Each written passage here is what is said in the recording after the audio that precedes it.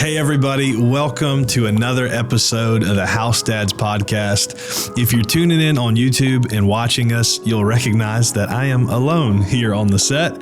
Don't worry, we have a guest, obviously, as you've seen by the title, but we had a little little technical difficulty when we filmed this. So the first couple of minutes got cut off. So you won't see Rhett meeting our guest for the very first time, or kind of the intro. We're going to pick it up where, he starts telling his story about himself and things like that. So I'm going to intro today's guest, and then we're going to cut right into the meat of it. So today you're in for a treat. Stay tuned. You're going to hear a lot of exciting stuff, a lot of things that I think are just practical and a ton of information. The guy has a ton of knowledge, but let me just kind of run down the rap sheet for this guy in a good way. So our guest today earned a PhD in adult education with a focus in leadership. He also authored a book that we'll talk more about in the episode to help government supervisors be more successful. He is a self-proclaimed, and this is a positive term, a nerd of all things technology. He also authors a weekly technology newsletter that I love to get. It's called theweeklywheaties.com. And last but certainly not least, if you're around Baton Rouge or Louisiana, he's to blame for all the traffic trouble, okay? Because he taught a leadership team at the leadership development program for DOTD. So it kind of gets cut out. He really didn't. He's not to blame for all of the traffic problems, but I like to kind of just haze him a little bit for that. So now Garrett's a great guy, a great friend of mine, and I'm super excited for him to share. So check out what he's got to say. So I had a little bit of experience, but I'm pretty good at research. So I knew what the research said. I'm an employee. I know what I want from a supervisor. Right. So I was able to at least share that. Yeah. And that's kind of how my book came to be. It's like, this is a book for people who work for government.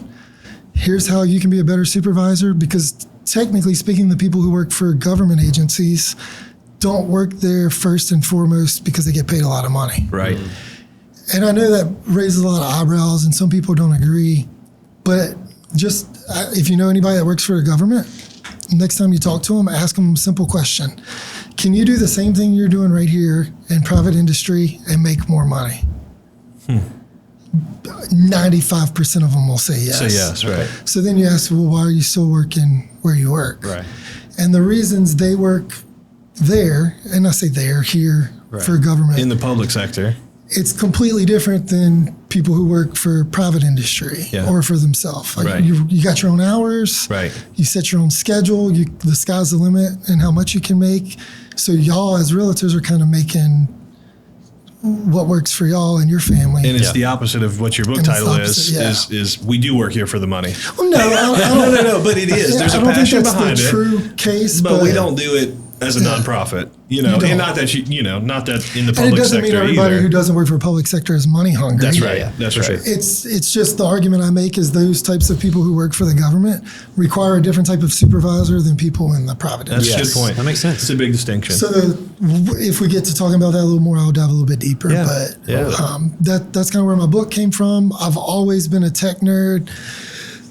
One thing when I was teaching high school, I had to teach a curriculum just like every other teacher does. Yeah. But my students knew I was passionate about technology and teaching. Right. So they would always ask me these random questions about stuff that makes sense right now. And that's when I started my YouTube channel. And it's like, these are things I want my students to know that we don't have time to talk about in class. Yeah, that's cool. Or friends and family that always ask. And when I got my new job, that kind of went by the wayside just because of time and energy, and especially when I started my PhD. And then when I finished my PhD, I wrote that book. Yeah. So, and then I was like, well, I got all this free time. I really don't have free time, but I'm sure. kind of fill it with something else. And that's when my newsletter kind of picked up. So once a week, I write in depth about a topic that's been a conversation I've had with someone. Right.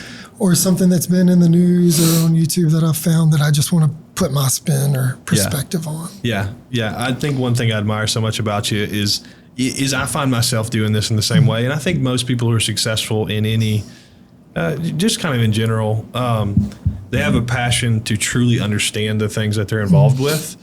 And now where I don't really necessarily love the formal education side of it as much as you do and going back to school, but like me and about real estate, I want to learn and know everything. Yeah. And that even goes into my fun benefit stuff. Your customers. Yeah, exactly. Yeah. But like even like fantasy football, like you boys go research some fantasy football, different things like that. I want to dive into, be educated. And while there's something to be said about, you really want to master a few things and not be spread over everything. Why? And that's what I'm saying I admire about you is everything that I know that you're very knowledgeable about it and you're passionate about it. So why is that education and knowledge? Why is that so important to you?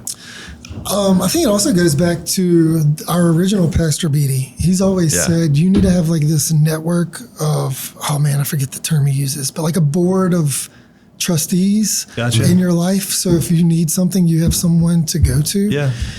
And as much as I'm a fan of technology and research it, there's still people I reach out to about certain things. Yeah.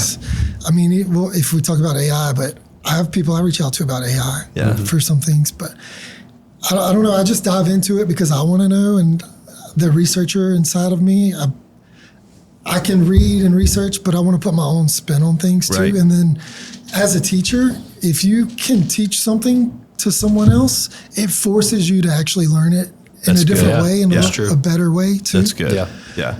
Well, I think that's the way it should be. I think that there's a wrong stereotype behind those who can't teach, which is not true at all. They've never taught. Exactly. But there are some teachers out there that'll take kind of the surface level approach, but to truly be able to not just, hey, read you a book and give you some information, but to help teach. I think you have to know it better than obviously, so I think that's big. Well, even with like my dissertation, that was very niche. My dissertation was 220 pages. Wow. Don't go read it. Yeah. But the argument is if you don't have time to read 220 pages, but you can read like 15, you can just go read the last chapter. Yeah. It summarizes everything. Right. If you don't have time to read that, there's an abstract that's a page and a half. Yeah. If you don't have time to read that, on the page where you actually go download the dissertation, there's a 150 word summary. Wow. And it's 150 words to the T because I spent a lot of time making sure it was 150 Condensing words. 22 pages into 150 and words. Then there's the elevator pitch version. Wow. And then there's the one sentence version. That's crazy. So my argument is if you want to be like an expert in something, you need to be able to have all 22 levels pages. Of that. That's good. To be able to explain to someone based on your audience, based on the time you have with someone. That's crazy. I love that. That can apply to so much, so like 22 pages.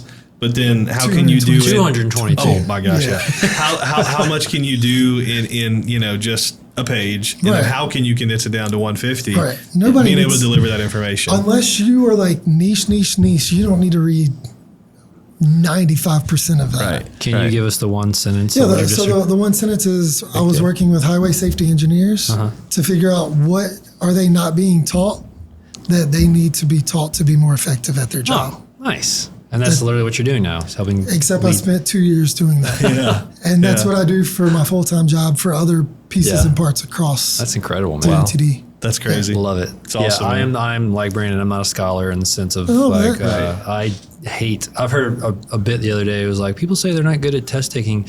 You're just dumb. Like, well, I guess I'm dumb because I hate taking tests. Well, everybody's a nerd at something. Yeah, it's true. Yeah. Whether you want to be or not. And you're right. Nerd is definitely like, it's a connotation of like, it's not a positive thing, but it is. Like nerd just means expert. Exactly. And I think everybody nerds out on their own certain things. Yeah. What was it, the 80s that made nerd like a bad term? Probably. Right? Well, you mentioned it, and we do want to get into it. Yeah. But AI, and this is going to be a loaded question. Sure. I'm not really sure where to go with it or wherever you want to take it, but that's a big topic right now. AI. I mean, especially in the tech space. Even in real estate, we're being taught in our coaching organization to use AI to be more efficient, to do this and that.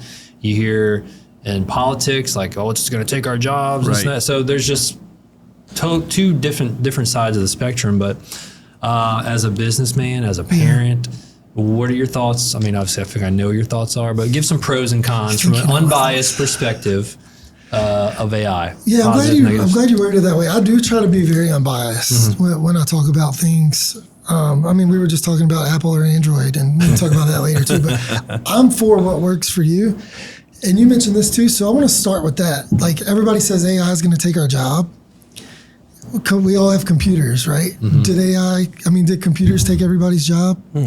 Well, I mean, it took some jobs. Yeah. We don't have a room full. If y'all have ever seen Mad Men, Heard of it, haven't it's a seen it. marketing show. Yeah. It's great. Yeah. There's a room full of ladies, because it was in the 50s, full in a room of typewriters, and all they're doing is typing all day long. Right. Yeah. And probably way more than half of what they're doing is retyping things they already typed, just fixing little words here or there. Right. Obviously, we don't need The that job's anymore because gone. you save it in a Word doc and you just edit it. Those jobs are gone, but how many more jobs did computers create? Right. So my argument is AI, sure, it might eliminate some jobs, but more than likely what it's really going to do is eliminate people's jobs who aren't using AI.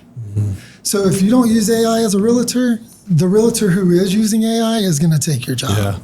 Right? Or it's just going to create other jobs for someone else. So, for example, y'all have a marketing person you hire to help with videos. Right. Or a photography person. Right. There's an AI tool. You can get a clean room and it'll put furniture in it for you. I don't know if y'all saw Can that. you hear that? You're almost out, bro. No, still got to have somebody to take the pictures. Still I'm kidding, need somebody yes. to take the pictures. Right. But there's services that do staging. Yeah. Okay, I use it right now for my Well, it's a virtual staging AI. AI can and do I virtual load it in staging, there and but boom. it has issues. It does. And Yeah. it's not perfect. No, you reverse a room, it Yeah. won't catch the same staging, different stuff like that. Yeah. So there's pros and cons to Right. anything, especially with AI. Right. The big thing I think people do too much with AI is they forget that term generative that comes before it. And generative just means made up.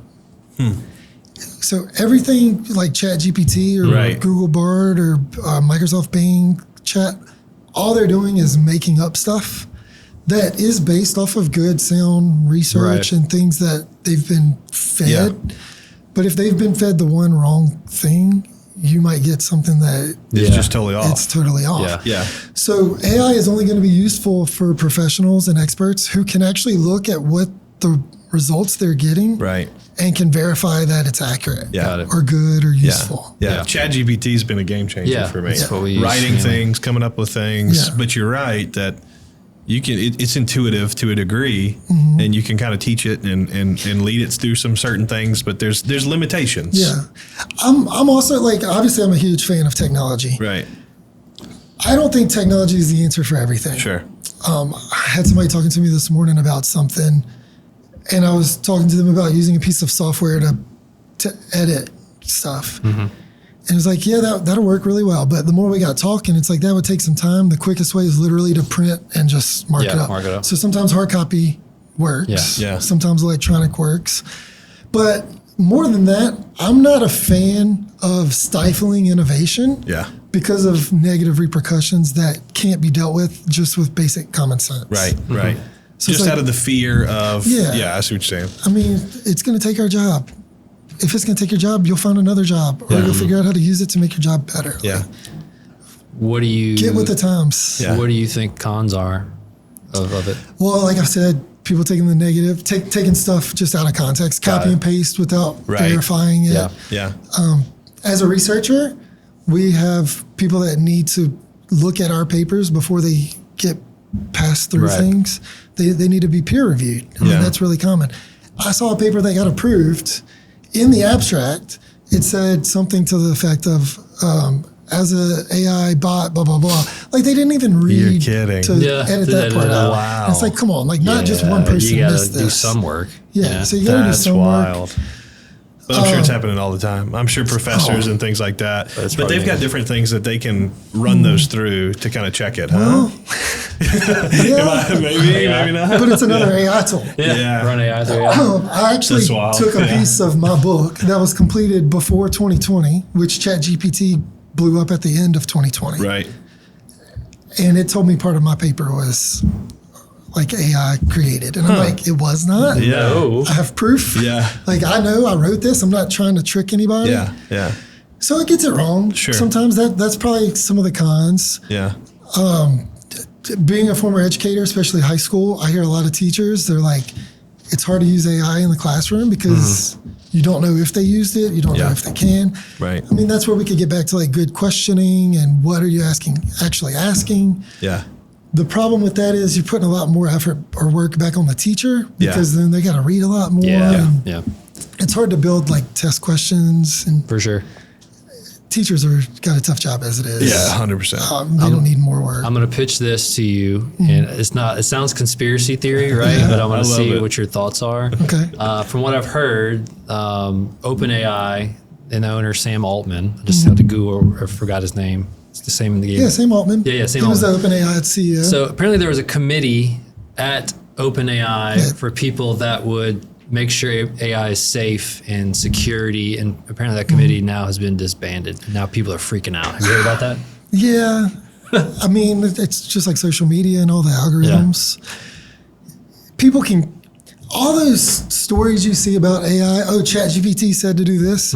If you go back and look, almost guaranteed, they tried to prompt it and trained it few questions before they even got to it.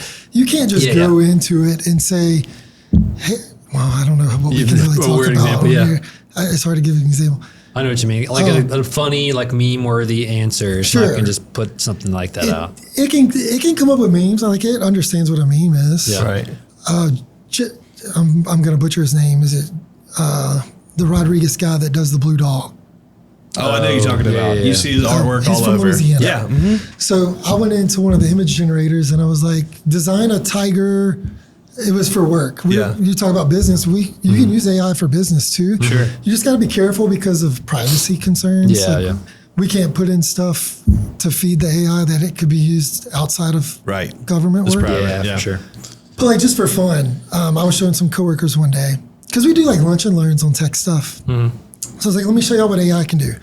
And I was like, create an image of Mike the Tiger directing traffic in the style of Rodriguez. Rodrigue or something like that. Yeah, I think that's what it I'm is. so sorry if he ever hears this. He You know watches Blue this. Dog? Yeah, Blue Dog. Yeah, Blue Dog. you know Everybody Blue knows the Dog. Blue Dog art. And it didn't know who he was because it didn't have enough information to feed from. Right. And it wasn't reaching out to the internet. So garbage in is going to be garbage out. Right.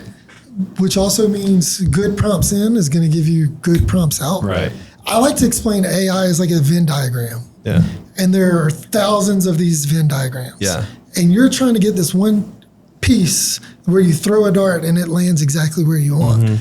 So I'll use y'all as examples, but you could say to ChatGPT or Google or any of them, as a real estate agent with a certification in blah, blah, blah, with a degree in business management, give me some examples of marketing types you could use in the greater Baton Rouge area for this subset of class, this type of house. Like the more specific you get, the more you're Better narrowing results down will that be. Venn diagram and getting better results. Yeah. If you just say, give me some marketing examples for a realtor, like it's going to pull from this as opposed to this. Right. Yeah. So when you're seeing all that stuff and people are getting scared, it's because they're prompting it Yeah. either too broad and it's just being very generative, or they're prompting it too specific. Yeah. Especially the one where the guy like created a bot that it said it loved him and all that. I've seen some movies like that. Yeah, well, there was one. her. Fell in love with the robot or something Yeah. like that. Yeah. Will Smith had one. He iRobot. didn't fall in love with That iRobot. wasn't No, he the ran same, away from him. Technically. A little different. A little different. Well, so on this same deal, I think that some of us in the business world have messed around with AI and ChatGPT and stuff. You should be. And then I've got friends that, don't use it at all just because they feel like it's not applicable to their business. But it absolutely has in ways helped me efficiently. So I think this ties the next two things together. What are some ways practically that you can use tech to become more efficient? business? Whether at home, business, whatever. So you need a problem. There you go. Give me an example. You don't have to. Sure, but yeah. Just theoretically speaking, everybody that has a business or has kids or whatever has some sort of problem. Amen. You could start with that. Kids. Chat GPT, I have a problem with X, Y, or Z. What are some solutions you could come up with? And then based on the solutions it gives you, you literally just reword the prompts and ask it something else based on those prompts. I kind of mentioned this, but I'm a Microsoft fan. I know I'm like all Appled out. He's still blue But text. I still, It's okay. I'm a blue bubble. Don't throw stones yet. What I really like about Bing Chat is it kind of puts it first and foremost. Bing chat. Yeah. Like bing.com/chat. I haven't tried that. It's using the same model that ChatGPT uses, which is the OpenAI back end, if you want to call it that. But before you even start a conversation with Bing, it says more creative, balanced, or precise. Ooh. And if you want it to write a poem, you go click creative. If you want to get marketing stuff, you might want to do balanced, right? Yeah. But for someone like me, if I'm using it for work, for research, precise. Wow, that is cool. And that just in of itself completely changes that Venn diagram I kind of talked about. Yeah, because you're right. Because there's that intuitive part of just our brains where we're geared more towards the exactness, the preciseness, the creative, or the balanced. And so, and then obviously there's bigger degrees of it too. So bringing it through those fields, man, it's interesting. It's dynamic. It's just a wild thing. I have a professional development group I'm a part of, and it's nationwide, and like we're just a local chapter. But we have like these statutes, and it's like defined competencies for roles. I'll plug those in. Based on one thing we do every other month, we have like a Zoom call where we just discuss these terms. I don't want to get too specific, but I'll go in there and I'll say, you can be creative, but based on this definition, give me some discussion prompts. And it spits out, it's great. Yeah. And if nothing else, it's a place to start. Exactly. That's right. So I think even your friends that are like completely scared of it, just tell them, just try it out. You don't have to do what it says. And you don't have to make it your job. Just, it's a tool. I feel like it's very generational. Like, I feel like our age, they're not necessarily scared of it. They just may not know how to use it.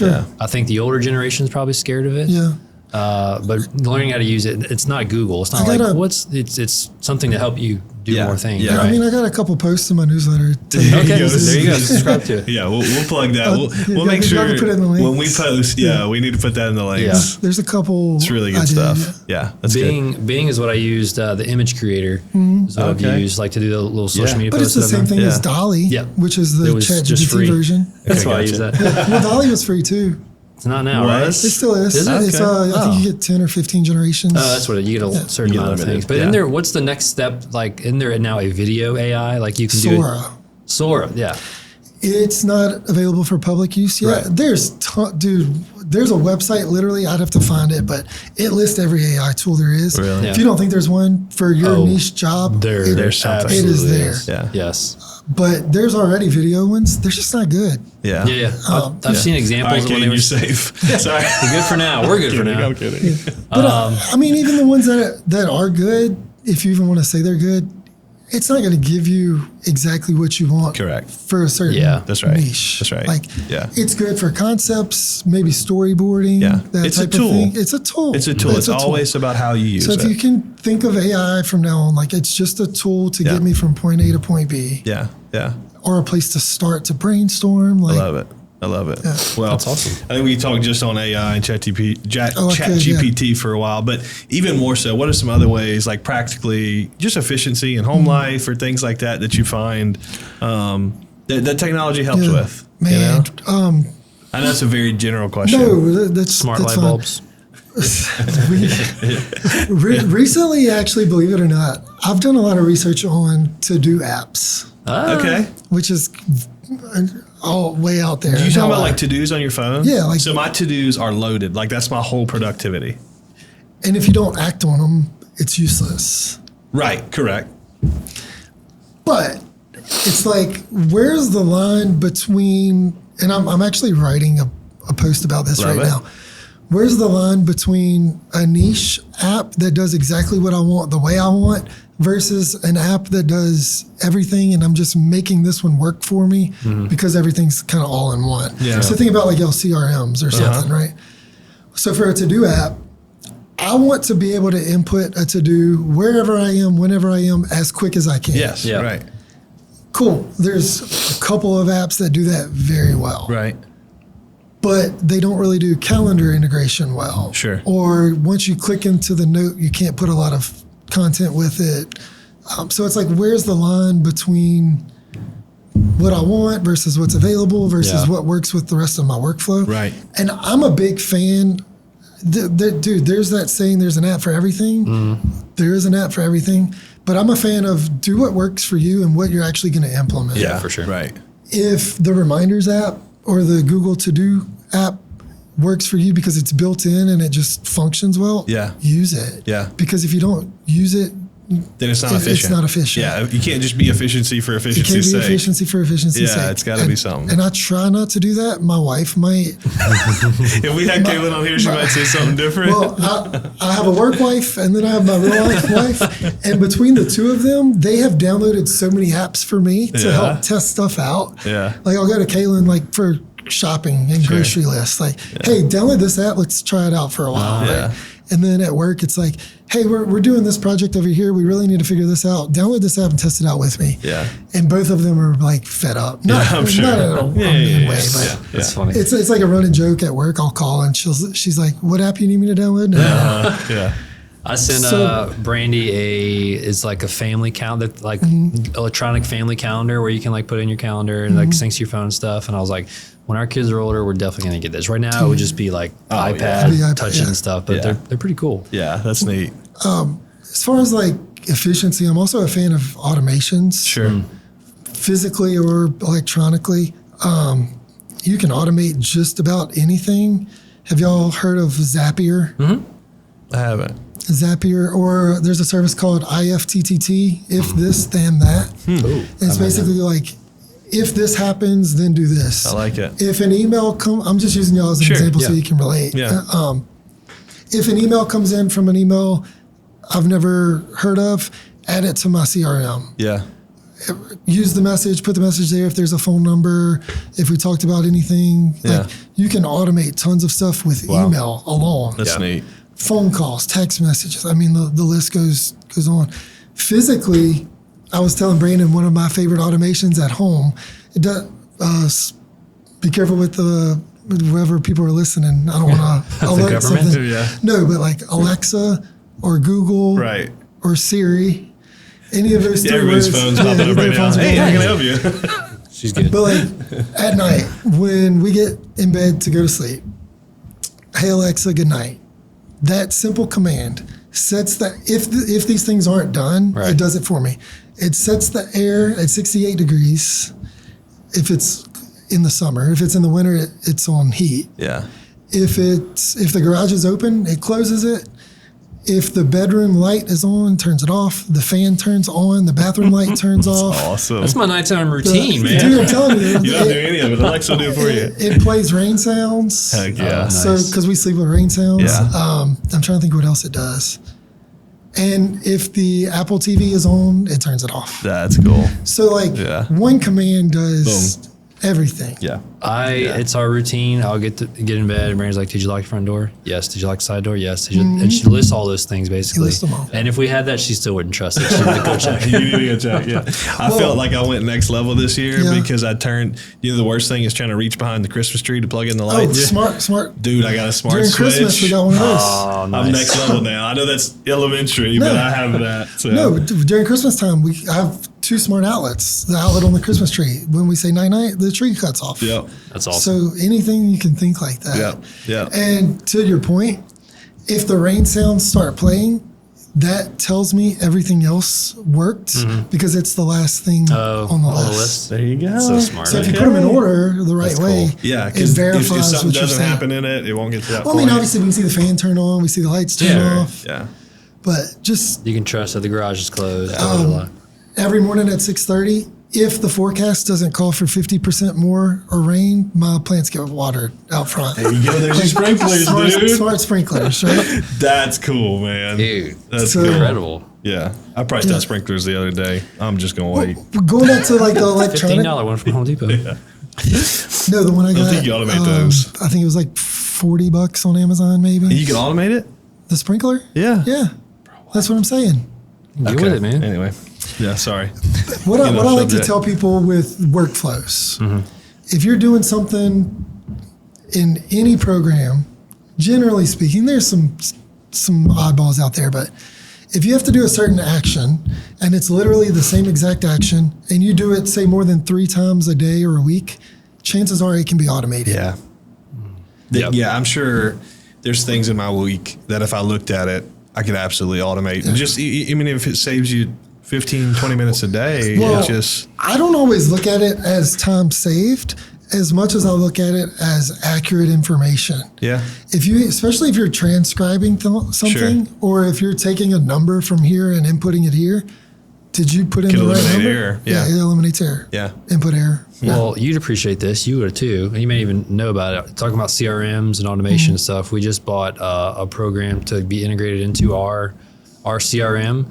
And so if a lead comes in, and it all goes off of our status of like what that lead is. So if we keep it as new, it does this automated drip campaign of emails, texts. And if it does it for that 30 days, and it depends on the source it comes from. It comes from Facebook, it does this. It comes from Zillow, it does this. And like, unless you change the status, it's going to keep doing that thing to help with lead follow-up. Right. And it's like email automation. Really, it's so cool. Well, funnels is another word they use for that. Yeah. I'm also a big fan of like, if you know a software in and out, you can modify it to do something else. Yeah. At work, I'm using stuff all the time, like, because for the government, sometimes we only have specific programs we can use. Right. So it's like, okay, I need to do this. What is in our repertoire that we can use to make that work and function? Yeah. I have a note here. I just took notes of things I didn't want to forget. Absolutely, but like stupid, simple stuff. In Outlook, if my boss sends an email, her email gets like the title is larger than every other email in the inbox. I like that. And if it's directed just to me, it's highlighted. Yeah. Oh, that's cool. As opposed to being like on a CC or something like that. I'm also a big fan of like Inbox Zero. If you've ever heard that. Yeah. I can do it. Yeah. You're into it? You do it? do? Yeah. Your inbox is zero. Yes. You have no emails in your inbox. Now listen. I mean, we're in the middle of a podcast. Well, Inbox Zero Not doesn't now. mean your inbox is always zero. Okay, that's what I thought it meant. I use it as a working space. Yeah, your boys have 4 right now. I try to keep it below 10 to 15, maybe 20. And if there's an email in my inbox, it's because I need to act on it. So Other than that, it needs to turning be this removed. around, and you can see that I have 18,000 over here. That's not what you mean. Like yours says zero. Mine says, well, it's like 8 right now. Yeah, Yours mine's at says 4. 4. Because it's all in All right. folders in different spots. I'm going to blow your mind. Do it. Here's the easiest way to start Inbox Zero right now. Okay. You ready? Yes, I'm going to listen to this back and listen. Create a new folder that says Old Inbox. Click Select All, drag to Old Inbox. Boom. 18,000 I'm going to go in there? It won't take it. I mean, it'll take it a few hours. But Oh. Yeah. Yeah. And then you start from you scratch. start from scratch. Yeah, I get it. And then just move forward from there. I get it.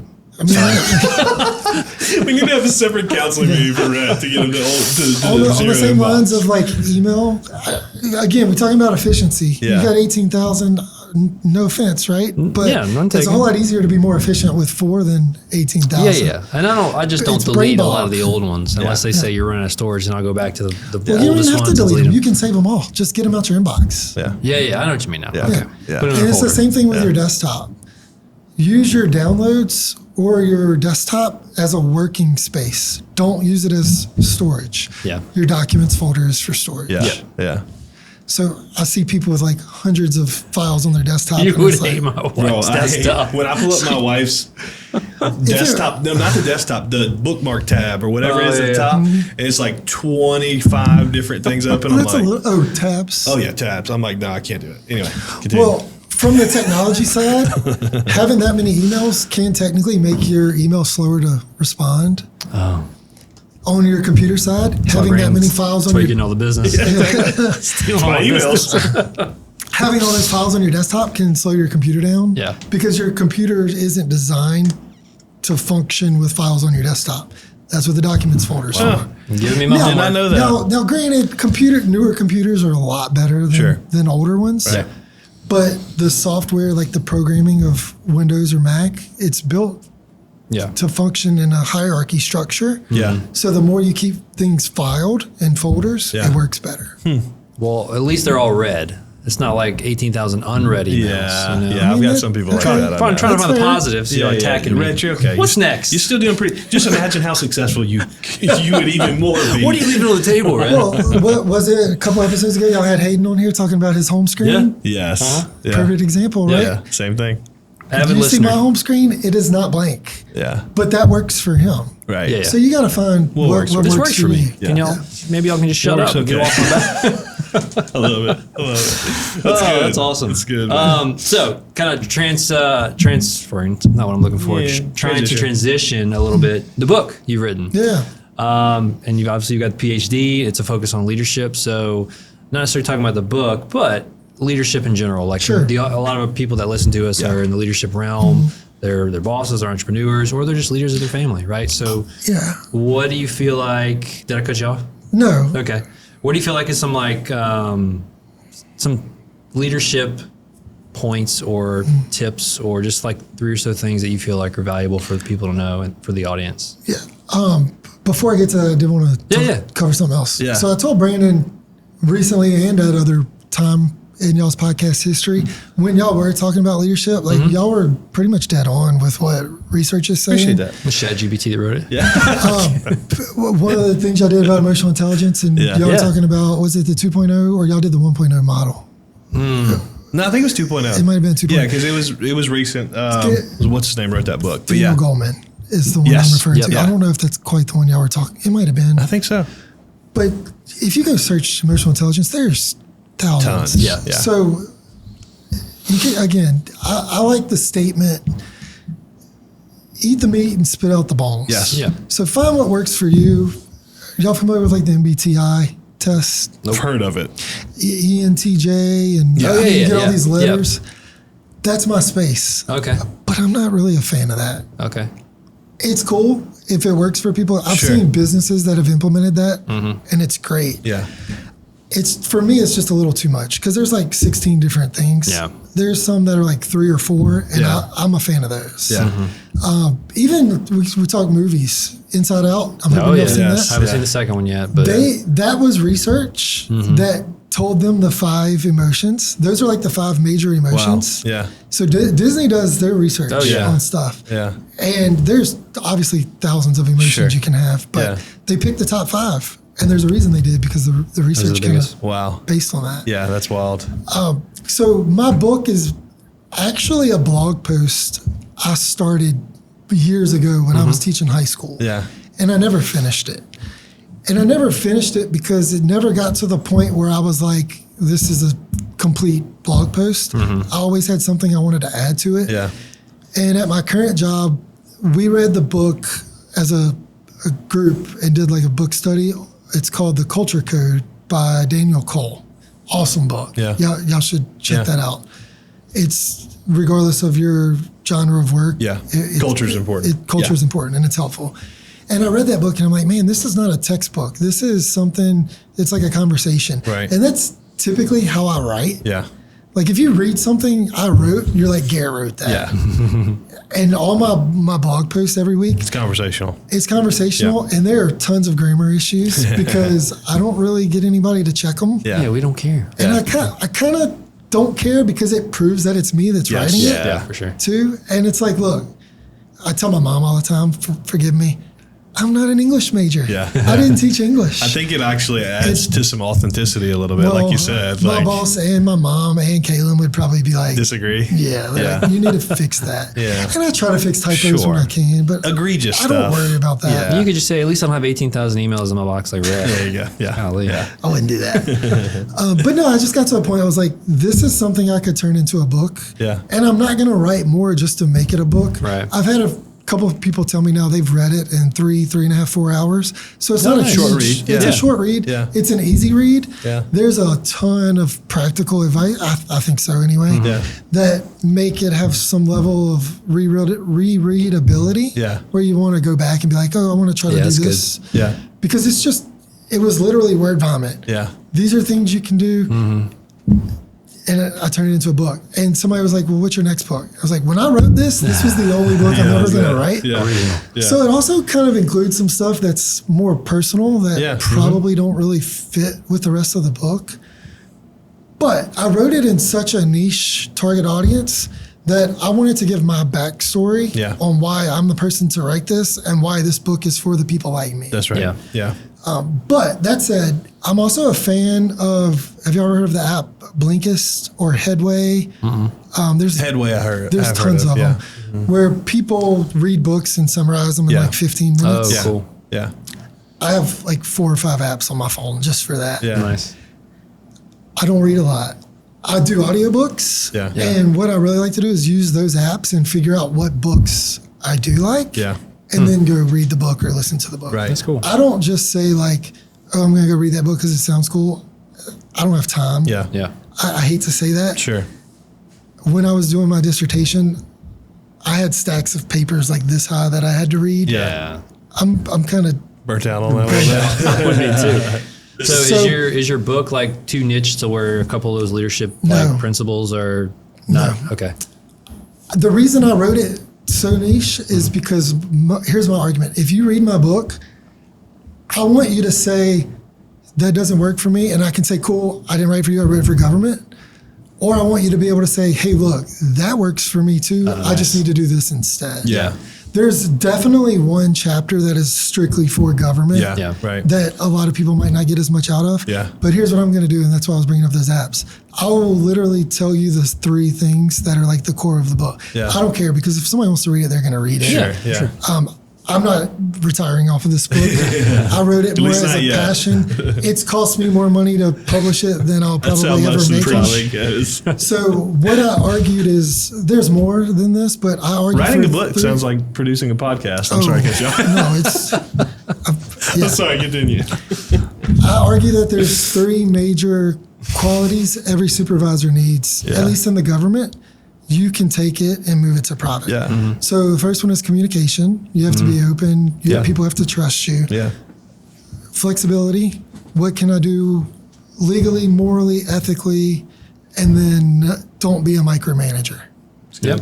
That's it. Yeah. If you can do those 3 things, especially in a government sector as a supervisor, you're great. Right. Gold. Yeah, Yeah. You're golden. But like you said, that transfers. It transfers. Yeah, absolutely. Just the reasons why I argue those 3 are the most important is because of the more of the government Government background. experience. Gotcha. Yeah. Makes yeah. sense. Makes sense. What's not included in that is allowing for a lot of innovation. Yeah. Right.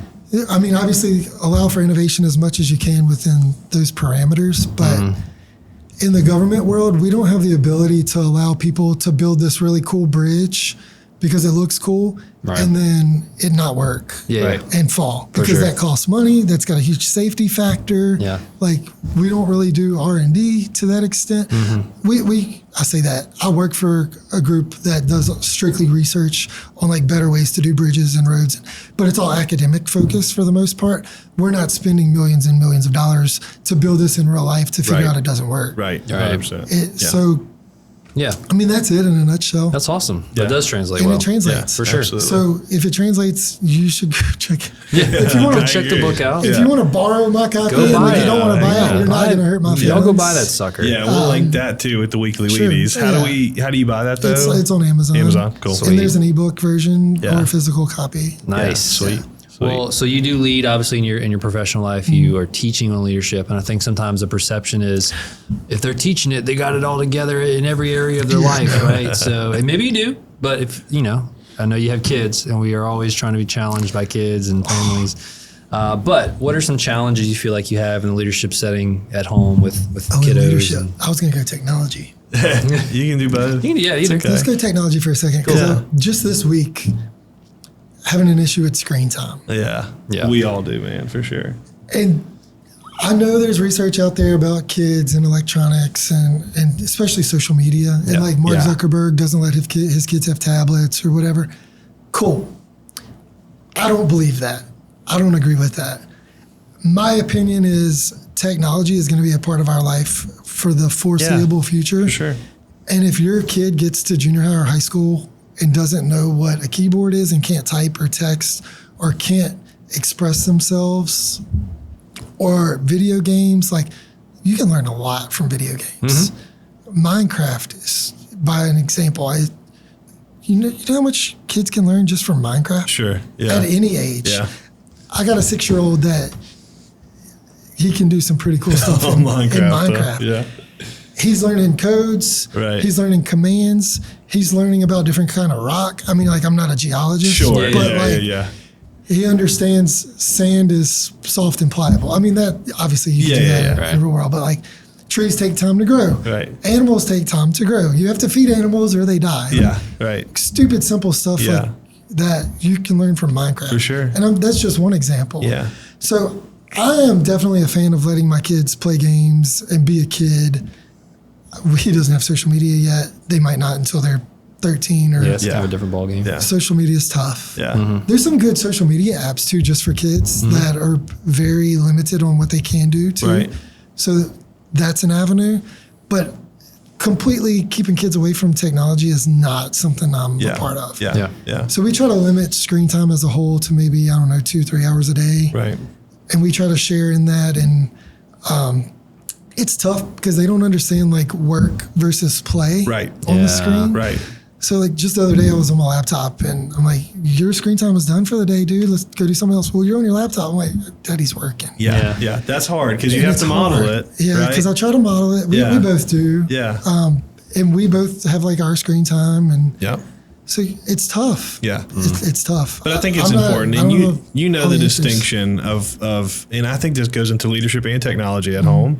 Is it's hard to say one thing to your Yeah. kids, and they're like, well, mom and dad's constantly checking their Yeah. phone, so that's always a delicate balance, man. Where we talk about it, where I've really tried to implement where if it's after 5 o'clock, hey, if it's not an emergency, you're not going to get me. And that's so tough it's sometimes, hard too. for me to do that with my boys, but I'm just making sure that if I want to tell them, hey, it's time to cut it off, it's time to get off, well, dad needs to be able to do it too. So, Yeah. yeah. It is a weird thing. Like we have an 8-month-old at home, and for some reason, like we put all these toys in front of him to like grab. If he sees our phone sitting Yeah, there, he straight to grabs it. the phone. Yeah. I'm like, Yeah. is he doing that because he sees that we're on it so often, or is it just more enticing? I No, don't. it's enticing. Yeah. Okay, good. Well, I mean, yeah, it is because they see you on it, but that's not. Yeah. We didn't grow up with these. Yeah. So there's this. Oh man, I'm gonna forget the guy's name. He did a talk about these younger generation. They're growing up with tablets and screens as pacifiers, as teachers, as babysitters. Like everything we did not have as kids, they have as kids in one place, right? So they're growing up in a world we're not familiar with just Yeah. as much as them. So it's hard. It's tough to balance. It is a tough balance. Yeah. But completely blocking them out, I'm not a fan of. Yeah, I hear that. Because Yeah. that's the whole mindset of like the preacher's kids, right? Right. If you, were you a preacher kid? I don't remember. But I know where you're going with it. But I know families that have their 5 kids that are preacher kids, and some did some crazy stuff, and Yeah. some walked the line. Right. Yeah. But just blanket saying kids don't need technology Completely is- away from is it. Yeah. bad. Yeah, I agree. I think there's definitely a balance. And I mean, working with youth especially, we see how much, not even just the technology, but the social media aspect of it is a whole nother level. Social media is tough Yeah, too. that's a tough one to balance. But I mean, like YouTube, there's an app you can download. Oh, it's not YouTube, it's for YouTube, where you can whitelist channels. Yeah. So you can say, here, you can go watch YouTube. You can only watch these Oh, that's 5 cool. people. Yeah. So it's not opening up the whole. Yeah, so you YouTube got world. the- Yeah, you that got has the been a channels. struggle. They Yeah. just start going down the trail of, ooh, this. what is this? Like, what Yeah. are you watching? So we, Right. that's good because we can monitor. That's what- helpful. What they're Yeah. actually watching. Yeah, that's big. Yeah. Yeah. Because even if you keep on YouTube Kids, there's Yeah. still some weird stuff that comes up on there. But I mean, texting and driving, wearing a seatbelt.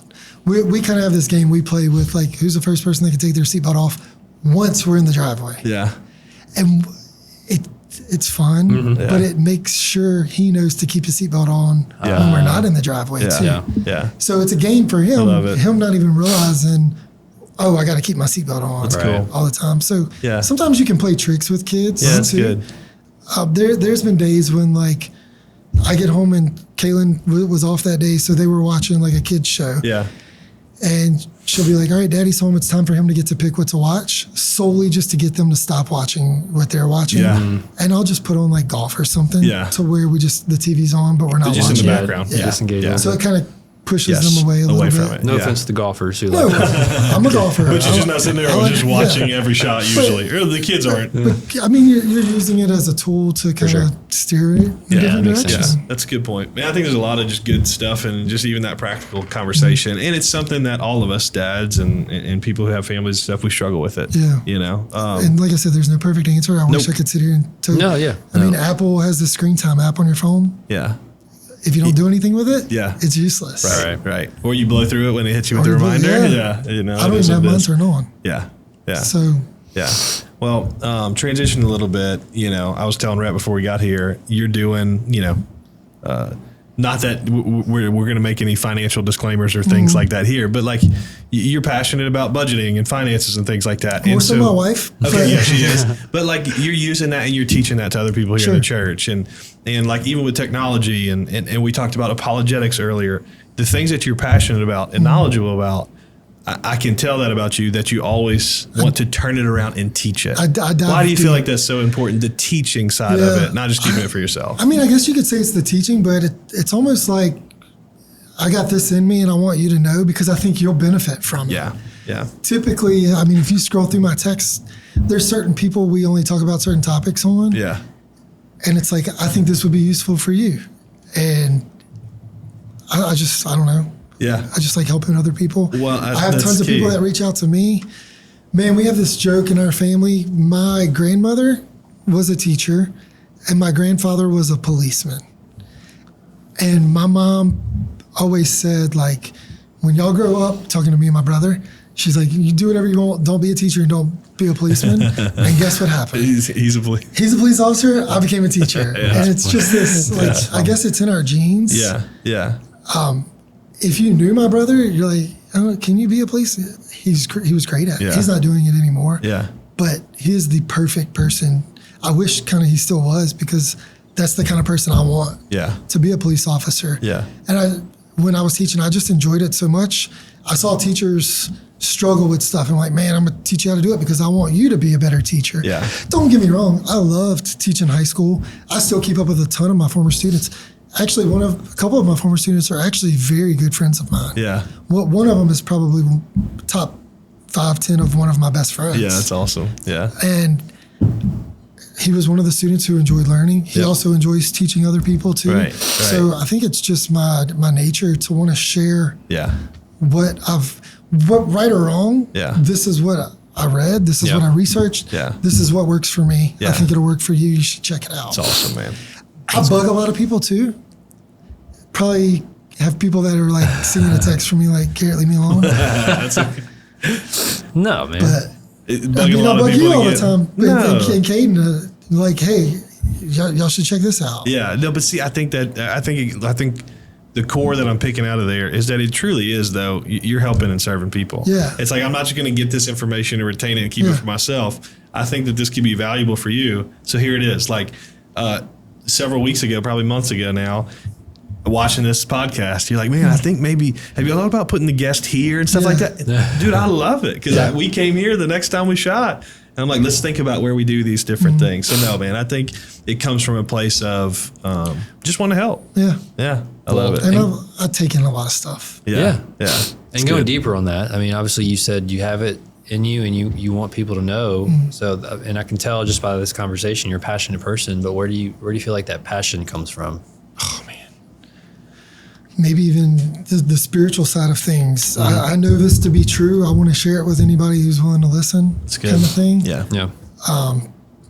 I joke that in another world or in my next career, I'll be a consultant just because in a perfect world, I would win the lottery so I could go live on the golf course and consult for free for people that I knew that needed it. Yeah. I would love to be a consultant just for schools because I know they struggle a lot and there's a lot of growth that they could have. And it's not for lack of knowledge because they know it. It's more for timing and the unknown. Yeah. I think one thing I do a really good job at is what we don't know, we don't know. Yeah. Even at work, like my job at work is to go meet with people and talk to them and figure out what's the knowledge gaps that they don't know exist. Right. So I'll have an hour conversation with somebody and be like, hey, have you ever thought about this, or this? And they're like, yeah, we tried that. It didn't work. And then I'll say it again. And they're like, oh no, never thought about that. I'm like, that's where I strive. Yeah. And that's where I like to live. It's good, man. Like helping people figure out things that help them better themselves. Yeah. And it just makes me feel better to do it. I mean, obviously I'm if you want to say an expert in my field, but I feel like the things I've researched, I know enough that I can talk about them. Right. Yeah. I know there's things I don't know, and you're never going to hear me talk about that or suggest that to someone, even talking like sound. Well, obviously at church, I do like the computers and stuff. Right. I know enough at sound to cause trouble. Yeah. Which tells me I shouldn't touch it. Yeah. Right. And there's some people that don't know that. Like Yeah. if you don't know something, don't touch it because you can cause more harm than good. Right. Yeah. So I try to figure out what is my areas of things I enjoy and what things can I dive into Yeah. and learn about. And then that just automatically leads to me take sharing over. it. And, Yeah. Yeah. Because it comes up in conversation with people. sure. For sure. I mean, researched roundabouts for my dissertation. Yeah. So now everybody gets to hear a lot about roundabouts because X, Y, and Z. Yeah, well, I don't want to get too far ahead of myself because I may ask you this rapid fire, but go ahead and tell us why a roundabout's better than a traffic light. Well, It's going to be a rapid fire. I'll do another one. And, 'cause there's and another make one sure I was I'm going going to take notes and post this in my Facebook group for our you neighborhood. can go because they're search my all- Facebook. It's already there. Yeah, just play it. Yeah. Okay. But to combat your first point, they're not better. Okay. They may be Okay. until research can be done on that very specific intersection, that type of traffic flow. Got you. What's in the area. Okay. Like it's not just a one and all. One size fits all. One size fits, not Yeah, at all. right. 100%. Never. It's never a one size fits all. Okay. Okay, Walker, they got them at the exits. Yeah. Yes. Maybe they'll work better at this exit. Well, not necessarily. Okay. Right. Yeah. And I'm not an engineer, so I can't speak to the very specific thing you're talking about. Yeah. But what I can say is, in general, when you compare a roundabout to a traffic signaled intersection, Yeah. research has shown they are like 95% safer. Wow. Because if you start counting all the conflict points, like Yeah. where vehicles are hitting each Yeah, other, yeah. on a roundabout, there's only 4. Right. Because the cars are all going this way, Yeah. and there's only 4 inputs. Yeah. So it might be 8 because of the exits. Sure. too. But Who's coming in the exit? Yeah. Yeah. Yeah. well, Sure. Yeah. I have a video on my going in Facebook Rouse's, of a car Jimmy going crossing. backwards in a roundabout. So it happens. You also have pedestrians Sure. and bicyclists to Right. consider. Right. But the conflict points are, compared to a traffic signal, they're like 80 something Yeah. or whatever. Like the Man. math is Yeah. exponential. Yeah. When you mix that with the speed, there's a speed limit of typically like 15, maybe 25. And if it's a traffic signal, the speed limit might be 45, Oh yeah. Full 55. speed on green. You're rolling. You're yeah. rolling. Yeah. Makes sense. When you consider pedestrians, oh man, I don't have my research in front of me, so I'm speaking from. We'll believe you whatever you say. Don't believe what I'm saying. Look it up. This is very easy to look up. I think if you're walking like a pedestrian and a car hits them going 15 miles an hour, it's like potential bruising, broken Sure. bones. 25 miles per hour, hospitalized. 35 miles per hour, death. Yeah. I don't know why I just had the visual that we test that out. Well, they, sorry. they can test Got a it. big parking lot out there. People have, yeah. There's a Yeah, just go organi- YouTube. People get hit by cars. There is an organization called NHTSA, Yeah. National Highway Transportation Safety. Yeah. They test everything. Wow. Everything. NHTS. Yeah, I've seen NHTSA. those. My TikTok algorithm has given me those crash tests. Yeah. Where they just at That's different NHTSA. speeds slam Yeah, it into a I've seen wall. that. Yeah. So that's Those are NHTSA cool. testing that, and they give star ratings based on certain types of crashes. Right. Not to jump too ahead of myself, but Sure. Tesla has like 5 stars across the board. There's so many And they actually different broke questions I one could of the ask you. tests, Yeah. which is why a Tesla, regardless EV, gas, whatever, it's the safest car on the road, period. Wow. Full stop. Wow. At least like 4 or 5 years ago. Yeah. They broke the test. Yeah, he's for a big NHTSA. Tesla guy. Drive a Tesla. Do you have a Tesla? I do. Okay. Which is another reason I dived a lot deeper into Tesla. I wasn't going to buy something and spend That a you lot of money didn't. without Yeah. research. Yeah. So the roundabouts are safer, mainly because the conflict points and the Right. speed that's Right. in there. Right. They move traffic more so because Yeah. you're not always having to stop. Yeah. It's a yield. Yeah. There are some downsides, particularly with like long vehicles. Sure. Or like around schools when school gets out. Yeah. Like Yeah. if it can back up. Only kind of one way to go. Yeah. Yeah. But there's ways around that too. Sure. You can do a temporary signal Yeah. and then open it up as a roundabout. Well, I know I kind of hijacked your last sorry. question. No, I hijacked it Got 'em all because I worked up. jumped in, but I think it perfectly illustrates the point of like that passion. It's Yeah. across everything, man, and it's even about the things that you just enjoy and have fun with. If too. I have a belief that's a pretty hard belief, there's a reason and you're behind gonna be able to it. defend it. I can defend it, Yeah. and I can tell you what the other side says. I love it. Even if you agree with the other side, You respect cool. it. I can respect that. Yeah. That's Teslas cool. aren't for love it. everybody. Okay. Yeah. I mean, roundabouts aren't for every intersection. Yeah. in general, they're safer Yeah. and they're better. Right. But But- it's not everybody It's not in every place. That makes sense. All right. Well, I think it's time for rapid fire. Yeah, I'm down. Do you have yours? Yeah, I do. Okay, good. I was No. because I was going to go either into the Tesla realm, or we're going to ask you about our roundabouts or traffic stops better. So traffic lights better, and we already covered that. So I'm going to go into this. I'm kind of scared. You can only vacation one place for the rest you of your kidding life. me? That's easy. Brandon? That's Was that easy. the question? That's easy. That Though. was my question. Okay, let Red have No, mine. you can have it. Okay, sure. I'll think of something okay. else. So let vacation only, and this is like if you're going by yourself. I don't know who vacations by themselves much anymore, but you can do that. I'd love to. Or if you and Kaylin go, or the whole family goes, like this is the only spot. Is this a multiple choice or a free answer? Free answer. Free answer by far, Destin, Florida. Oh, okay. 100%. I did not expect that. No. If I win the lottery, You know and what I was can afford a thinking, house, right? I'm moving to the beach. You know in what I was thinking You're you probably were- thinking New York. Yes, I was thinking he was going to say New York City. Oh, or Hawaii. Give you a maybe. beach instead I of- mean, Okay. Destin is where it's at. Okay. What, dude? When I love to go to New York. Yeah. I used to go to New York 2 or 3 times a year. Right. For like a 10-year stint. Yeah. The first thing I want to do when I get back from New York is literally just get in a vehicle and drive anywhere. Yeah. Yeah. Makes sense. And I can take the subway like a pro. Right. Yeah. You tell me where you want to go, I'll tell you what stop to get Yeah, off at. Like, yeah. I know New York, but Yeah. I like to drive. Yeah. Okay. That makes sense. I like it. No, we Destin, Florida, on the beach. Okay. Maybe Hawaii, but Destin has like good food too. Yeah. Yeah. So Okay. I like it. Good answer. Now All I'm right. just leaving you on the spot. Since you took mine, who are you going to vote for in the next presidential? I'm kidding. I'm kidding. well, the one I'm that kidding. plays golf. Just kidding. Whoever wins the match. Right? Yeah. I'm going to go. Let's see. I'm going to handicap. pitch this and give context. You wake up, every sense of technology is gone. Oh, wow. It's all gone. Okay. Right? The grid's down. I couldn't create anything. Grid's down. You can't like go creating more stuff. What are you going to do that day? Like, what's some things that you like to do on the grid? Well, I do like to golf. Okay. I like to mountain bike. I used to run until I had knee surgery. I can't really run anymore. I can bike really easily. Cool. Beach. Yeah.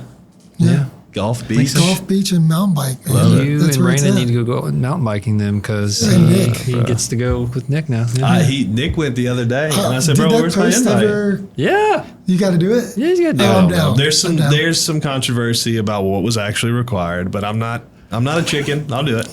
I'll do I'll it. be fine. So, yeah, I'll be all right. So Well, that's cool. Yeah, I think that I can't play video games. I guess no, or you watch can't. movies or Yeah. No, man, you're off Yeah. the grid, brother. Man, I'd be fine with golf and, Cool. and biking. Golfing on will the take a beach. full day. Golf, Yeah. beach. There's some awesome golf courses Yeah. in Destin. Yeah. There's an awesome mountain bike trail in Destin. There you Nice. go. I've Yeah, brought my Destin's clubs where it's at and for my you. bike multiple times. Yeah. All roads lead to Destin. Yeah. Love Yeah. it.